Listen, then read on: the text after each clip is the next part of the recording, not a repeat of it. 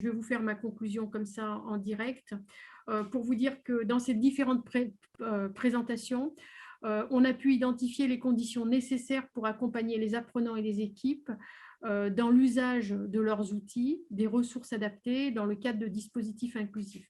Déjà, on a vu qu'il fallait des personnes ressources identifiées, formées pour remplir des missions de coordination, de sensibilisation, de formation et d'accompagnement.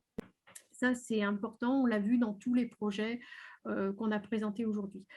Des dispositifs qui s'appuient sur de la collaboration, on a parlé de coéducation aussi, qui intègrent différentes personnes de l'établissement pour participer à l'accompagnement, à la formation et à toutes ces procédures dans le dispositif. Des espaces dédiés parfois qui sont capacitants, comme l'a dit Isabelle Lobello, par exemple, qui peuvent être transformables, mis à disposition de différents usagers. On a vu qu'il pouvait y avoir des assistants d'éducation, des AVS, des enseignants qui participaient. Du matériel spécifique aussi. Alors, certains ont eu plus de mal pour en bénéficier. On a appris aujourd'hui des bonnes nouvelles pour Oloron-Sainte-Marie et on s'en réjouit. C'est peut-être bientôt qu'ils auront du matériel. Du temps pour la concertation et l'analyse du dispositif pour que les acteurs puissent échanger, comprendre, analyser, s'accompagner les uns les autres dans ces pratiques.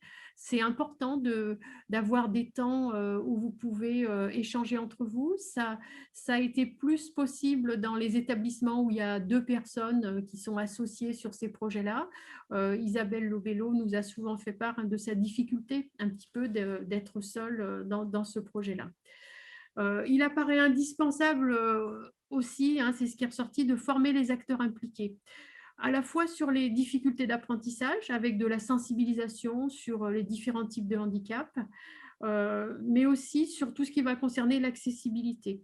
Et puis, sur la maîtrise des aides techniques compensatoires, pour faciliter leur intégration, pour que les élèves puissent les amener en classe, mais aussi pour que les enseignants sachent à quel moment on utilise ces ressources. Donc, pour conclure, moi, je dirais que ces dispositifs, finalement, ils relèvent de l'émergence de nouveaux médiateurs du savoir. Et je m'appuie sur la définition qu'en donnait Poitou en 98. Donc, des médiateurs du savoir, c'est ce que tous les intervenants qui ont présenté leurs activités aujourd'hui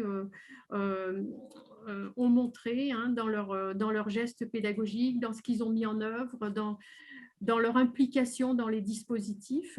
Et ça, je crois que c'est quelque chose qui ressort et qui est très intéressant de ces journées, où on voit que malgré toutes les difficultés qui ont été présentées hier ou aujourd'hui, par exemple, je ne sais pas si vous avez pu suivre dans les rencontres, il y a eu des tables rondes où on mettait les freins, les difficultés, le manque de formation des enseignants. On a vu que les collègues d'Oloron s'auto-forment. Et vous avez ça autour de vous. Les statistiques de l'éducation nationale disent que 87% des enseignants se sont formés tout seuls sur les outils qu'ils utilisent. Et je pense que c'est un petit en deçà de la réalité. Donc, il y a des initiatives qui sont très intéressantes, qui sont partagées en plus. Et donc, un grand merci à tous les participants.